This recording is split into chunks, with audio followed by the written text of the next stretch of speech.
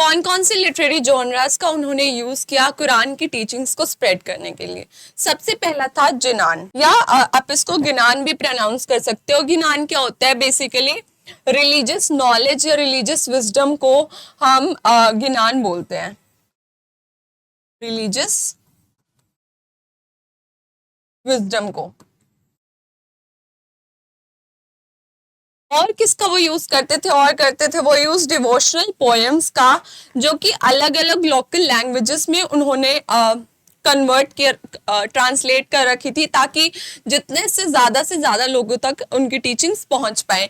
जैसे कि पंजाबी हो गया, मुल्तानी हो गया, हिंदी हो गया, एटसेट्रा। इन सब लैंग्वेजेस में, अलग अलग लैंग्वेजेस में उन्होंने डिवोशनल पोएम्स को कंपोज कर रखा था।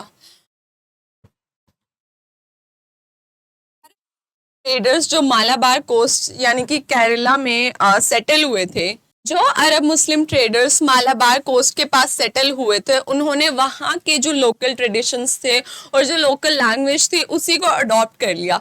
जैसे कि मलयालम वहाँ की लोकल लैंग्वेज थी, तो उन्होंने मलयालम को अडॉप्ट कर लिया। और लोकल कस्टम्स जैसे कि मैट्रिलिनी और मैट्रिलोकल रेजिडेंस को उन्होंने अडॉप्ट कर लिया। मैट्रिलिनी क्या होता है? जब हम डिसेंट अपनी मदर की तरफ से ट्रेस करते हैं, और मैट्रिलोकल मतलब सरनेम बेसिकली अपनी मदर का यूज करती है। और मैट्रिलोकल रेजिडेंस क्या होता है? जहाँ पे जो हस्बैंड है वो वाइफ के घर पे रहते हैं।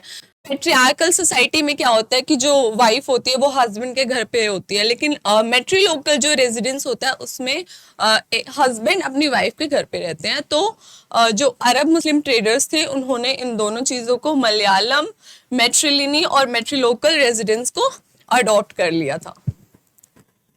फिर है कि जो मॉस्क्यूज थे उनकी ओरिएंटेशन मक्का के टुवर्ड्स ही होती थी। ये किस चीज से पता चलता है? जिस टाइप से मिहराब जो कि प्रेयर नीशे था और मिनबार पल्पिट, उनकी प्लेसमेंट जिस तरीके से की गई थी उससे ये साफ दिखता है कि जो मॉस्क्यूज थे, जो मस्जिद थी, उनकी ओरिएंटेशन मक्का की तरफ थी, और ये मॉस्क्यूज का एक यूनिवर्सल फीचर था। Historians find out that term मुसलमान और मुस्लिम was virtually never used. Historians को क्या मिलता है कि जो मुसलमान या फिर मुस्लिम हम टर्म्स यूज करते हैं वो तो कभी यूज ही नहीं की गई। State people were identified in terms of regions from which they came. लोगों को कहाँ किस चीज से आइडेंटिफाई किया जाता था? जिस रीजन से वो आते हैं। इसका एग्जाम्पल भी हमें बुक में दिया गया है। जैसे जो टर्किश रूलर थे उनको तुरुष्का बोला जाता था, और जो लोग ताजिकिस्तान से आते थे उनको ताजिका बोला जाता था। पारशिका उन लोगों को बोला जाता था जो लोग पर्शिया से आते थे, और टर्क्स और अफगान्स को शाकाज बोला जाता था, और जो ग्रीक्स थे उनको यवनाज बोला जाता था। और इनके लिए एक जनरल टर्म भी यूज की जाती थी जो थी मलेच्छाज। ये आपको याद रखना है, ऐसे क्वेश्चंस एग्जाम में बहुत आते हैं कि वो कौन सी टर्म थी जो ग्रीक्स के लिए या टर्क्स अफगान्स के लिए, शाकाज के लिए यूजुअली जनरली यूज की जाती थी। तो कौन सी थी वो टर्म थी मलेच्छा। मलेच्छा किन लोगों को बोला जाता था? जो लोग जो कास्ट सोसाइटी के सिस्टम को एक्सेप्ट नहीं करते, उसके अंडर वर्क नहीं करते बेसिकली, और जो ऐसी लैंग्वेजेस बोलते हैं जो संस्कृत से डेराइव नहीं हुई या नॉन संस्कृत लैंग्वेजेस बोलते हैं। टॉपिक है द ग्रोथ ऑफ सूफिज्म। इसमें पढ़ेंगे हम जो सूफिज्म है उसकी इस्लाम में कैसे ग्रोथ हुई।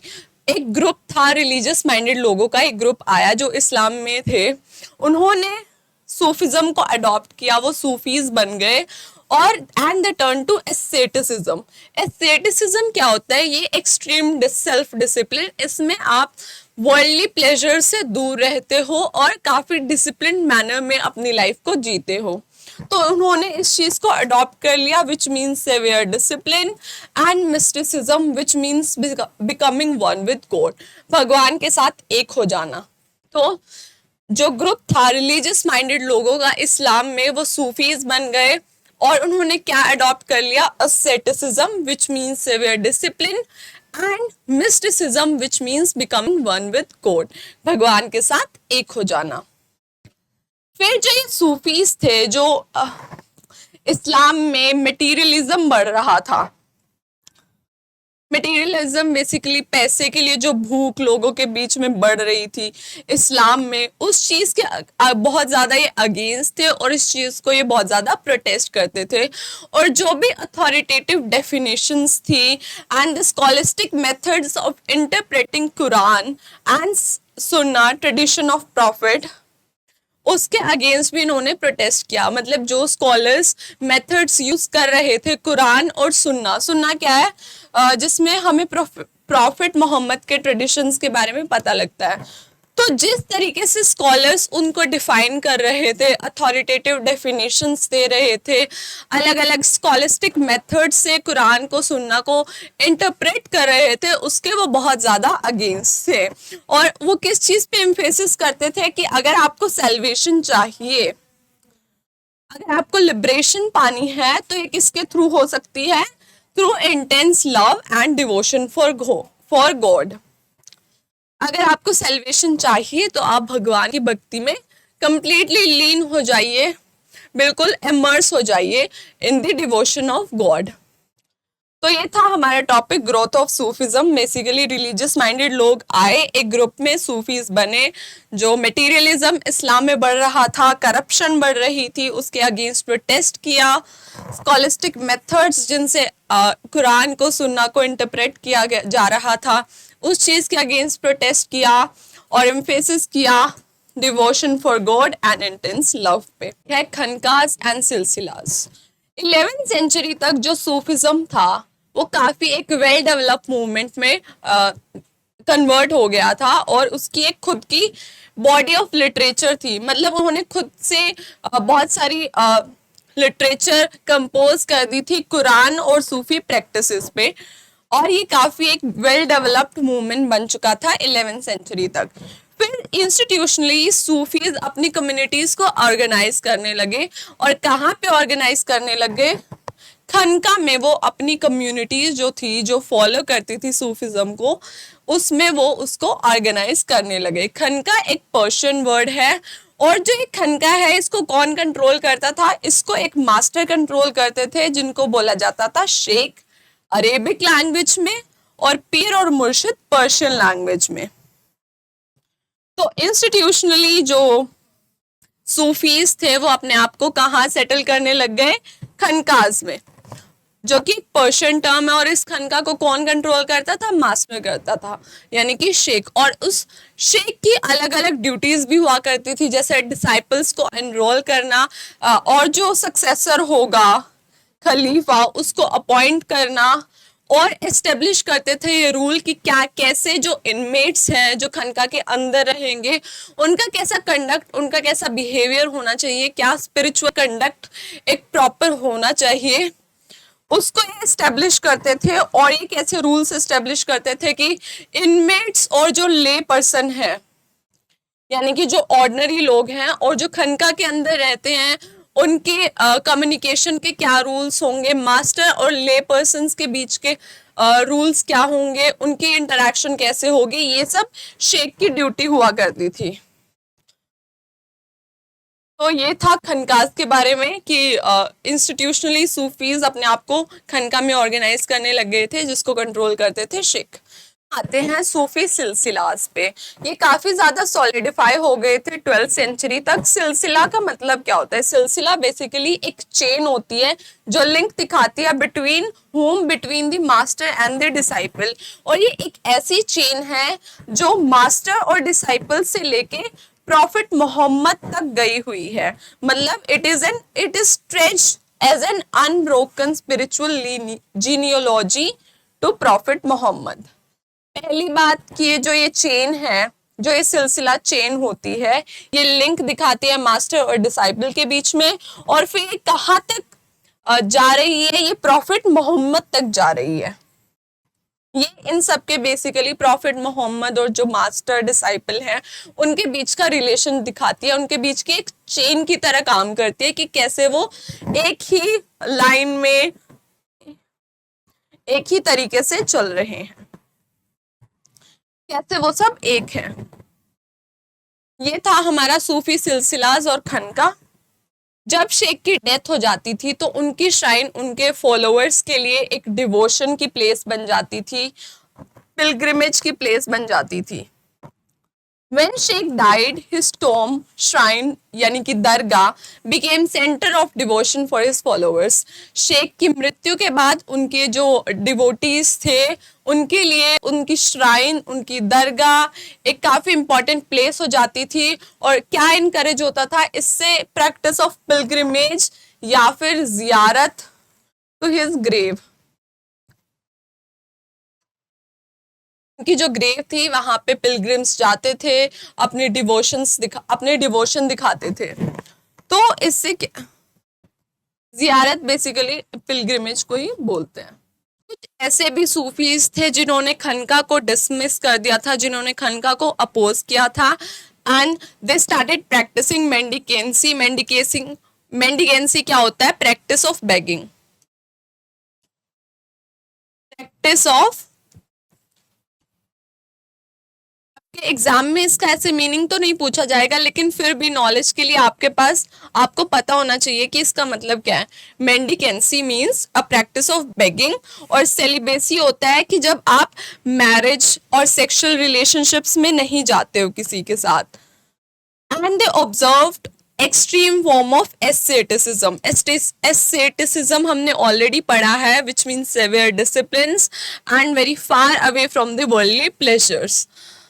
तो जो कुछ सूफीज थे वो खनका को डिसमिस करते थे, मेंडिकेंसी और सेलिबेसी और एस्सेटिसिज्म को फॉलो करते थे, और इनको अलग अलग जगहों पे अलग अलग नाम से बुलाया जाता था। इनके अलग अलग डिफरेंट नेम्स थे, जैसे कि कलंदर्स हो गए, मदारीज हो गए, मलंग्स, हैदरीज एटसेट्रा। इन अलग अलग नामों से इनको बुलाया जाता था। Because of their opposition to Sharia, they were referred as बेशारिया। क्योंकि ये शारिया को अपोज करते थे इसलिए इनको बेशारिया बोला जाता था, और जो सूफी शारिया की प्रैक्टिसेस को फॉलो करते थे उनको बाशारिया बोला जाता था। और एक और काफी इंपॉर्टेंट चीज है यहाँ पे कि जो कल्ट होता था शेख का, कल्ट क्या होता है? बेसिकली हम रिलीजियस ग्रुप को, कोई भी रिलीजियस ग्रुप होता है जो, उसको हम कल्ट बोलते हैं। तो जो कल्ट था शेख का उसको वाली बोलते हैं। आपको ऐसे ऐसी छोटी छोटी चीजें अच्छे से याद रखनी है, क्योंकि जो सीयूईटी का एग्जाम है उसमें क्वेश्चंस कहीं से भी दे सकते हैं। कोई भी छोटी सी कोई भी चीज छूटनी नहीं चाहिए। आपको अच्छे से एनसीईआरटी की रीडिंग करनी है, लाइन बाय लाइन रीडिंग करनी है, और कोई भी छोटा सा भी अगर कोई बॉक्स है बुक में वो भी स्किप नहीं करना है, क्योंकि क्वेश्चंस कहीं से भी आ सकते हैं और ऐसी छोटी छोटी जगहों से ही वो क्वेश्चन पूछते हैं। तो इन बातों का अच्छे से ध्यान रखना है और अपनी पढ़ाई अच्छे से करते रहनी है। इन बातों का अच्छे से ध्यान रखना है और अपनी पढ़ाई अच्छे से करनी है, बिल्कुल भी भटकना नहीं है। ऐसा नहीं है कि आप कहीं और टाइम वेस्ट कर रहे हो और एग्जाम्स में बिल्कुल थोड़े से दिन रह गए हैं, आपको वेस्ट नहीं करना। और मैं बता रही हूँ, हवा नहीं लगेगी कि कब टाइम निकल जाएगा और कब सीयूईटी का एग्जाम आ जाएगा। आप प्रोक्रेस्टिनेशन करते रहना कि आज नहीं कल, कल नहीं परसों, परसों नहीं तरसों, ऐसे करते रह जाओगे, लेकिन वो कल कभी आएगा ही नहीं और एग्जाम्स आ जाएंगे और फिर कुछ नहीं कर सकोगे आप। फिर आपको किसी ऐसे कहीं पे किसी भी टियर 3 कॉलेज में, 4 कॉलेज में आपको एडमिशन लेना पड़ेगा। तो अगर कोई अच्छी कॉलेज में, अच्छी यूनिवर्सिटी में अगर आपको एडमिशन लेना है, या वैसे भी अगर आपको अच्छे मार्क्स लाने हैं, अगर आपको दिल्ली यूनिवर्सिटी में एडमिशन नहीं लेना, अच्छे मार्क्स लाने हैं, अपने माँ बाप का नाम रोशन करना है, तो उसके लिए पढ़ाई करनी पड़ेगी। पढ़ाई लिखाई से भागो मत, उसको जितना हो सके आप एक बार पढ़ाई करके देखो।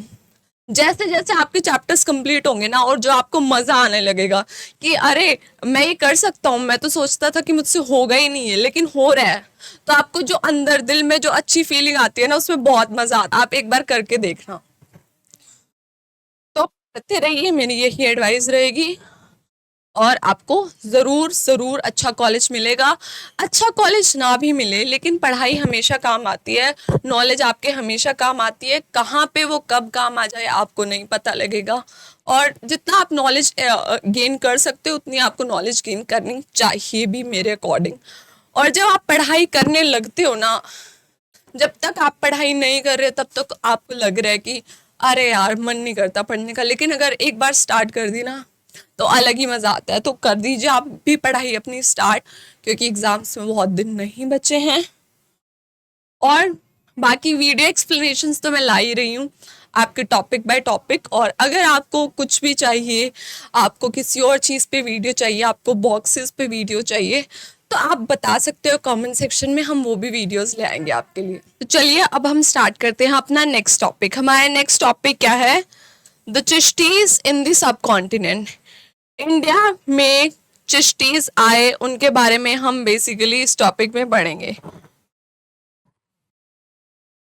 चिश्ती एक सूफीज का ग्रुप था जो इंडिया में आया था और जो काफ़ी ज़्यादा पॉपुलर हो गया था इंडिया में। क्यों पॉपुलर हो गया था, इसके पीछे रीज़न था, क्योंकि वो लोकल एनवायरनमेंट, क्यों पॉपुलर हो गया था, क्योंकि जो चिश्ती सूफीज थे वो हमारे लोकल एनवायरनमेंट में काफ़ी अच्छे से एसिमिलेट हो गए थे।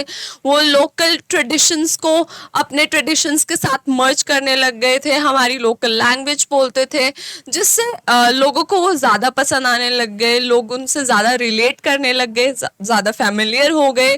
तो इसीलिए ये चिश्तीज हमारे सब कॉन्टिनेंट, इंडियन सब कॉन्टिनेंट में जो ये चिश्ती सूफीज थे वो काफ़ी ज़्यादा इन्फ्लुएंशियल थे और इनका बहुत ज़्यादा इन्फ्लुएंस रहा इंडियन मासेस पे। Group of sufis came in 12th century. जो चिश्ती सूफीज का एक ग्रुप आया था 12th सेंचुरी में, and were the most influential. Chishtis were the most influential Sufis which who came in the Indian सब कॉन्टिनेंट।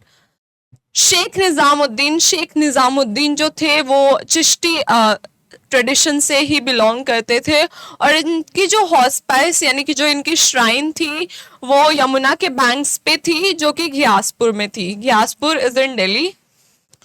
और जो इनके स्मॉल रूम्स थे और एक बहुत बड़ा हॉल था, उस बड़े हॉल में जो जितने भी इनमेट्स थे वो सब रहते थे। इनमेट्स में कौन कौन आता था? इनमेट्स में शेख के जो डिसाइपल्स थे वो आते थे, जो शेख की फैमिली थी वो आती थी, और जो भी शेख को अटेंड करने आते थे वो सारे बड़े से हॉल में रहते थे। और जो शेख थे वो रूफ पे रहते थे हॉल की, यानी कि टॉप पे रहते थे हॉल के, एक छोटे से रूम में रहते थे। Sheikh lived in a small room on the roof of the hall. और ऐसा भी होता था कि जो आसपास के लोग थे वो रिफ्यूज के लिए इस हॉस्पाइस में निजामुद्दीन की श्राइन में आ जाते थे, मंगोल इन्वेजन से डर के मारे। और यहाँ पे एक ओपन किचन भी चलता था, यानी कि लंगर, जो कि चैरिटी के लिए चलता था, कि जो गरीब होते थे उनको खाना खिलाने के लिए, उस सब के लिए चलता था। People from all walks of life came to the sheikh. अलग अलग जगहों से, अलग अलग सोशल बैकग्राउंड से लोग शेख के पास आते थे। क्यों आते थे? They wanted to seek his discipleship basically वो उनके फॉलोअर, वो उनके स्टूडेंट बनना चाहते थे। They wanted to seek amulets for healing. ये ऑब्जेक्ट्स होते हैं, फिजिकल ऑब्जेक्ट्स होते हैं, जो माने जाते हैं कि जो इल लक होता है, बैड लक होता है, उसको दूर रखते हैं। तो इस चीज़ के लिए लोग इनके पास आते थे, और अलग अलग मैटर्स में इनकी एडवाइस लेने के लिए भी लोग आते थे। और पोइट्स हो गए जैसे कि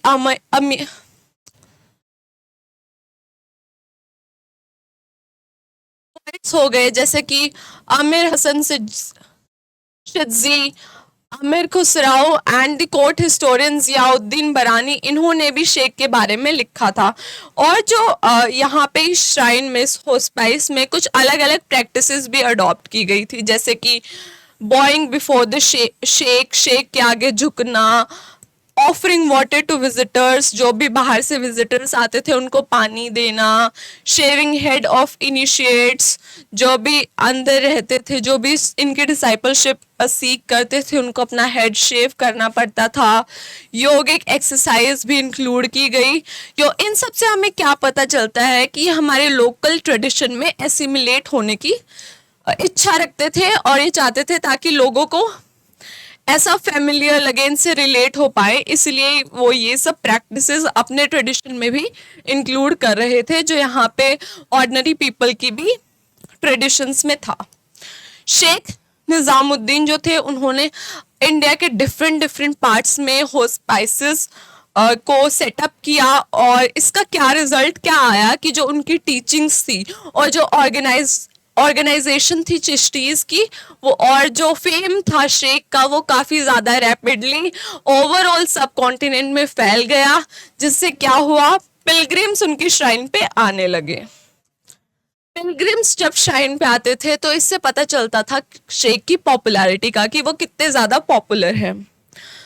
तो ये पढ़ा हमने निजामुद्दीन शेख के बारे में, जिनकी दरगाह जिनकी श्राइन घियासपुर यमुना के बैंक्स पे थी और अब भी है, और वो एक छोटे छोटे उसमें रूम्स, एक बड़ा सा हॉल था, किचन चलता था ओपन, हर जगह से लोग उनके पास आते थे अलग अलग चीज़ों के लिए, और काफ़ी लोकल प्रैक्टिसेस भी उन्होंने अडॉप्ट की, और अलग अलग पार्ट्स में श्राइन्स अपनी दरगाह को उन्होंने एस्टेब्लिश किया, जिससे उनकी पॉपुलैरिटी भी बढ़ी, टीचिंग्स भी बढ़ी, और उनकी पिलग्रिम्स भी आने लग गए उनकी दरगाह पे।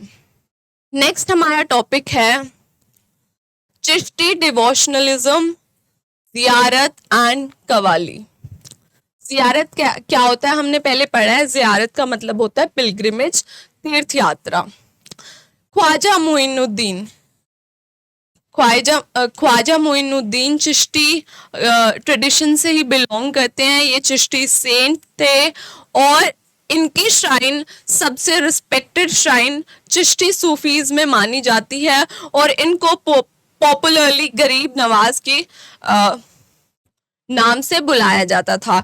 गरीब नवाज का मतलब क्या है, द कंफर्टर ऑफ पुअर लोगों को कंफर्ट प्रोवाइड करवाने वाला, पुअर लोगों की हेल्प करने वाला। और जो मोहम्मद बिन तुगलक थे, वो फर्स्ट सुल्तान थे जिन्होंने ख्वाजा मोइनुद्दीन की श्राइन को विजिट किया था, और जो सबसे पहले जब इस श्राइन की कंस्ट्रक्शन चल रही थी, तो जो सबसे पहले सुल्तान थे जिन्होंने इनको फंड किया था, वो थे गियासुद्दीन खलजी ऑफ मालवा। इन सुल्तान ने इनकी अर्लीस्ट कंस्ट्रक्शंस को फंड किया था। और जो ये श्राइन थी, जो मोइनुद्दीन चिश्ती की श्राइन थी, वो काफ़ी एक इम्पॉर्टेंट ट्रेड रूट पे एस्टेब्लिश थी, जो कि लिंक करता था दिल्ली और गुजरात को। उससे क्या होता था, जो भी लोग ट्रेडर्स होते थे वो इस श्राइन से अट्रैक्ट होते थे और उतना ज़्यादा इसे विजिट करते थे। और यहाँ पिलग्रिम्स की स्पिरिटेड सिंगिंग को सुन के अकबर इतने ज़्यादा इम्प्रेस हुए थे कि उन्होंने इस श्राइन को 14 टाइम्स विजिट किया, और वो अलग अलग चीज़ों के लिए विजिट करते थे। जैसे ही visited to seek blessings for new conquest, birth of sons etcetera. तो अलग अलग चीज़ों के लिए वो इसको विजिट करते थे। And he maintain this tradition till 1580 तक उन्होंने इस ट्रेडिशन को मेंटेन करके रखा। और 1568 में उन्होंने एक बहुत बड़ा कॉल्ड्रन क्या होता है, एक बहुत बड़ा पोट होता है जिसमें कुकिंग की जाती है, वो ऑफर किया इस श्राइन में, ताकि वो फैसिलिटेट कर सके कुकिंग पिलग्रिम्स जो आते थे वहां पे उनके लिए। और जो उन्होंने एक मस्जिद भी कंस्ट्रक्ट करवाई दरगाह के अंदर ही constructed mosque within the compound of dargah. ज़ियारत का एक काफ़ी इम्पॉर्टेंट जो पार्ट था वो था music and dance, including the mystical chants perform by qawwals. ज़ियारत हमने पहले बहुत बार पढ़ चुके हैं हम इस चैप्टर में। ज़ियारत का मतलब होता है पिलग्रिमेज।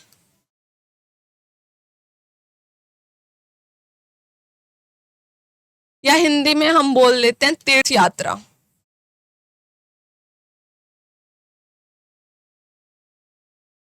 तो तीर्थ यात्रा या पिलग्रिमेज का एक काफी इम्पोर्टेंट पार्ट था म्यूजिक और डांस चिश्ती ट्रेडिशन में, जिसमें जो स्पिरिचुअल चैंट्स थी उनको भी परफॉर्म किया जाता था कवाल्स के द्वारा।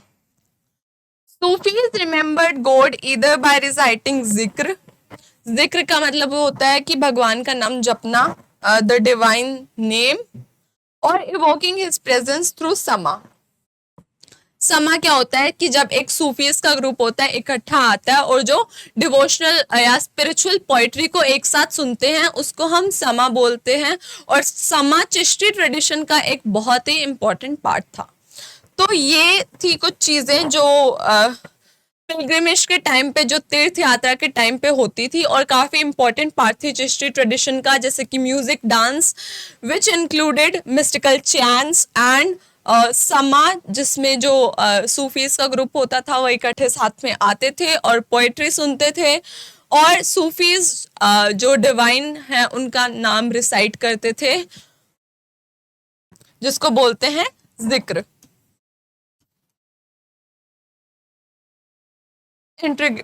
समा वॉज इंटीग्रल टू चिश्ती। समा एक काफी ज्यादा इंपॉर्टेंट पार्ट था चिश्ती ट्रेडिशन का। हम अपने नेक्स्ट टॉपिक पे, वो है लैंग्वेजेस एंड कम्युनिकेशन। कि लैंग्वेजेस, चिश्ती ट्रेडिशन के बारे में ही हम इसमें पढ़ेंगे कि कैसे वो लोगों से कम्युनिकेट करते थे, क्या क्या अलग मोड्स थे और कौन कौन सी कैसी कैसी उन्होंने पोएम्स कंपोज की थी। तो जो लोग चिश्ती ट्रेडिशन से एसोसिएटेड थे दिल्ली में, वो हिंदवी लैंग्वेज बोलते थे। इन दिल्ली चिश्ती सिलसिला सूफीज कन्वर्स्ड इन हिंदवी। हिंदवी लैंग्वेज थी लोगों की, जो जिस लैंग्वेज में लोग बात करते थे। इससे हमें पता चलता है कि वो कितना ज़्यादा हमारे ट्रेडिशन को अपने ट्रेडिशन से जो मर्ज करना चाहते थे, लोकल जो लोगों का ट्रेडिशन था उसके साथ घुलना मिलना चाहते थे। बाबा फरीद भी एक चिश्ती सूफी ही हैं, चिश्ती पोइट सेंट हैं और इन्होंने जो एक पोइट्री कंपोज करते थे, पोइट्री लिखते थे, वो भी लोकल लैंग्वेजेस में ही लिखते थे। और जो इनकी पोइट्री थी, जो इनकी कॉम्पोजिशंस थी, उनको गुरु ग्रंथ साहिब में भी इंक्लूड किया गया है। कुछ ऐसे सूफीज भी थे जो लॉन्ग पोएम्स, कुछ ऐसे पोइट सेंट्स भी थे जो लॉन्ग फॉर्म की पोएम्स को कंपोज किया करते थे। जो लॉन्ग फॉर्म पोएम्स होती है उनको मसनवीज बोलते हैं। इसका हमारी बुक में एक एग्जाम्पल भी दिया गया है, द प्रेम अखियां पद्मावत कंपोज्ड बाय मलिक मोहम्मद जयासी। प्रेम अखियां पद्मावत जो किसने कंपोज की है? मलिक मोहम्मद जयासी ने। और ये स्टोरी किसके अराउंड रिवॉल्व करती है? ये रिवॉल्व करती है around the romance of Padmini and Ratan Sen, जो कि किंग थे चित्तौड़ के। तो शॉर्ट पोएम्स भी थी, लॉन्ग पोएम्स भी थी। बाबा फरीद कंपोज करते थे, वो लोकल लैंग्वेजेस में कंपोज करते थे और इनको गुरु ग्रंथ साहिब में भी इंक्लूड किया गया।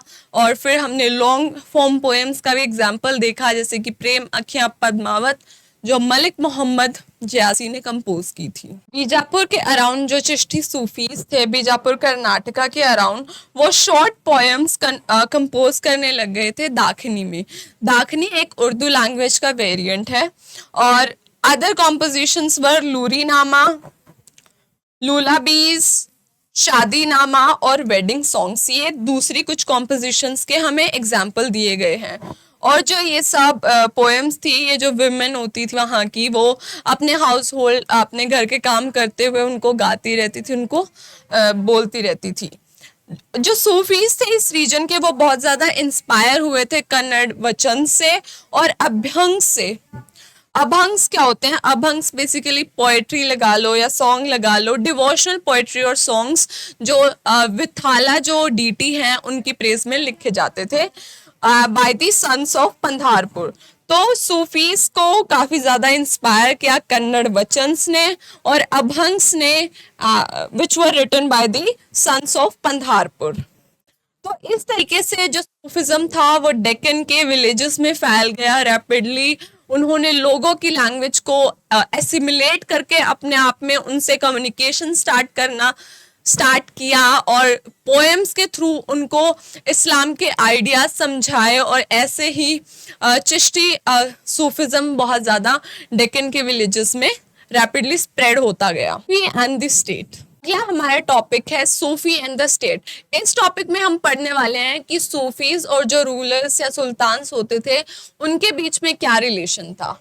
जो चिश्ती ट्रेडिशन के सूफीज थे वो ऑस्टेरिटी यानी कि सेवियर डिसिप्लिन को फॉलो करते थे, और जो वर्ल्डली प्लेजर्स थे, वर्ल्डली जो पावर्स थी, उनसे बहुत दूर रहते थे। लेकिन फिर भी जो भी ग्रांट्स होते थे, जैसे कि ग्रांट्स हो गए, डोनेशंस हो गए फ्रॉम द पॉलिटिकल एलिट्स, जैसे रूलर्स, जो भी उनको रूलर्स से कुछ भी ग्रांट्स मिलते थे उनको वो एक्सेप्ट करते थे। वो क्यों एक्सेप्ट करते थे? वो इमीडिएट रिक्वायरमेंट्स अपनी पूरी करने के लिए, जैसे खाना हो गया, कपड़े हो गए, रहना हो गया, इन सब चीजों के लिए उनको ग्रांट्स को वो यूज करते थे, लेते थे रूलर्स से। और इससे क्या होता था कि लोगों के बीच जो शेख होते थे उनकी रिस्पेक्ट बहुत ज्यादा बढ़ जाती थी। और जो किंग्स थे, जो सुल्तान्स थे, उनको किनका सपोर्ट चाहिए था? उनको अपनी जनता, उनको सब्जेक्ट्स का अपना सपोर्ट चाहिए था। तो इसीलिए थे वो जो सूफीज थे उनको ग्रांट्स प्रोवाइड करते थे, उनको डोनेशंस देते थे। जब टर्क्स ने दिल्ली सल्तनत को एस्टेब्लिश किया था तो उस टाइम उलामा बीच में आए, क्योंकि वो उनको इंश्योर करना होता था कि सुल्तान शारिया के अकॉर्डिंग रूल करे। तो उन्होंने यही बात बोली कि आप शारिया के अकॉर्डिंग रूल कीजिए दिल्ली सल्तनत में। लेकिन जो टर्क्स थे वो इसके अगेंस्ट थे। क्यों अगेंस्ट थे? क्योंकि बहुत सारे लोग जो उनके सब्जेक्ट्स थे वो नॉन मुस्लिम बैकग्राउंड से थे, वो मुस्लिम नहीं थे, तो उनको ये चीज सही नहीं लगी। फिर उसके इस चीज due to this reason sultans then look out for sufis, जिनको पावर डायरेक्टली कहां से मिल रही है? गॉड से मिल रही है। उलामा को उन्होंने इग्नोर करना स्टार्ट कर दिया and they turn to sufis, क्योंकि सूफीज की पावर डायरेक्टली गॉड से आ रही है। किंग्स चाहते थे, जो रूलर्स होते थे वो चाहते थे कि जो उनका टॉम हो वो सूफीज की श्राइन के पास होना चाहिए, क्योंकि ऐसा माना जाता था कि जो औलिया होते हैं, औलिया बेसिकली हम सूफीज को ही बोलते हैं, जो सूफीज होते हैं उनके पास ऐसी पावर्स होती हैं कि जिससे वो गॉड को परसुएट कर सकते हैं। किस चीज के लिए? To improve the material and spiritual condition of ordinary human beings. तो इसीलिए किंग्स चाहते थे कि जो उनके टोम्स हैं वो सूफीज की श्राइन के पास बनाए जाएं, क्योंकि उनके अंदर ऐसी पावर थी कि वो भगवान से रिक्वेस्ट कर सकते थे कि जो ऑर्डिनरी ह्यूमन बींग्स हैं उनकी स्पिरिचुअल और मटेरियल कंडीशन दोनों अच्छी बनी रहे। लेकिन ऐसा कुछ कन्फ्लिक्ट्स भी होती थी कई बार जो किंग्स थे और जो सूफीज थे उनके बीच में।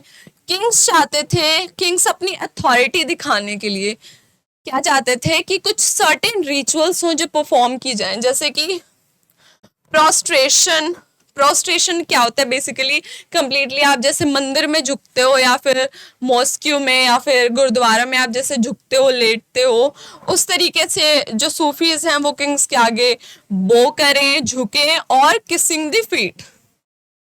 ये ऐसी कुछ रिचुअल्स थी जो किंग चाहते थे अपनी अथॉरिटी दिखाने के लिए कि जो सूफीज फॉलो करें। तो इस वजह से उनके बीच में काफी कन्फ्लिक्ट्स भी रहती थी। Disciples of Nizamuddin Aulia addressed him as Sultan ul Mashik. जो फॉलोअर्स थे, जो स्टूडेंट्स थे निजामुद्दीन औलिया के, वो उनको क्या बुलाते थे? सुल्तान उल मशेख, यानी कि शेखों के सुल्तान।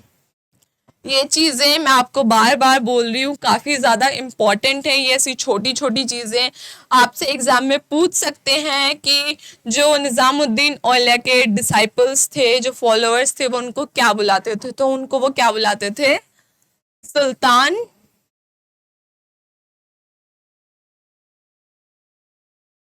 उल मशेख।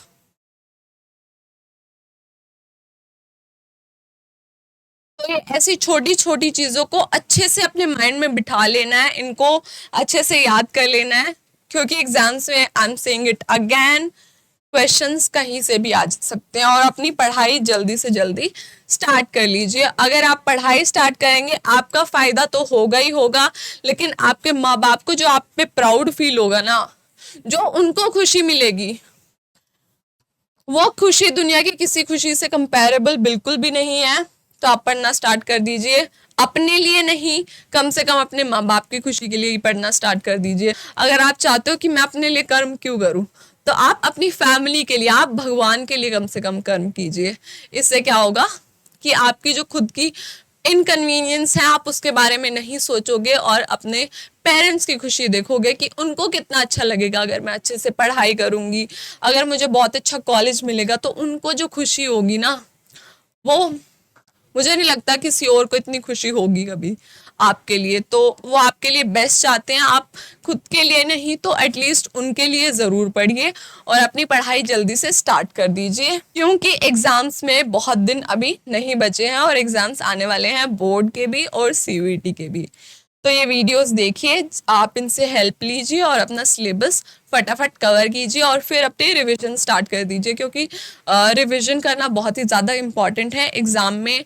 नहीं आप मतलब हिस्ट्री तो एक ऐसा सब्जेक्ट है जिसमें रिवीजन करना बहुत ही ज़्यादा ज़रूरी है, क्योंकि ह्यूमन माइंड ऐसा होता है कि हमने दिन में क्या खाया था हम वो भी इतना जल्दी भूल जाते हैं। तो ये सब इतना सारा याद करना, तो मतलब एग्जाम में और आपको सब कुछ याद रहे ऐसा हमारे माइंड के लिए हमने एक बार पढ़ा और वो इतना याद रहे वो पॉसिबल नहीं है। इसके लिए हमें क्या करनी पड़ती है, इसके लिए हमें रिविजन्स करनी पड़ती हैं। तो आप जल्दी से फटाफट वीडियोस देख के ये हिस्ट्री की जो मैं ला रही हूँ उनको अपना सिलेबस कंप्लीट कीजिए और फिर अपनी रिवीजन स्टार्ट कर दीजिए। मैं इन वीडियोस के बाद रिवीजन की सीरीज भी लेके आऊँगी आपके लिए, जिसमें मैं कंटेंट को और शॉर्ट कर दूँगी ताकि आपके लिए रिवीजन ईजी हो जाए और आप फटाफट हर चैप्टर को रिवाइज कर लीजिए।